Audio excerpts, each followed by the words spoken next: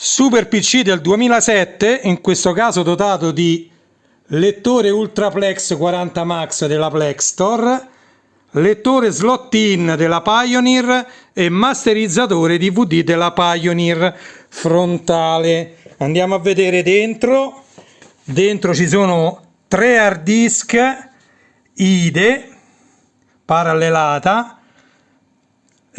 masterizzatore IDE della Pioneer, lettore slot-in IDE Pioneer e lettore SCSI Plex Store.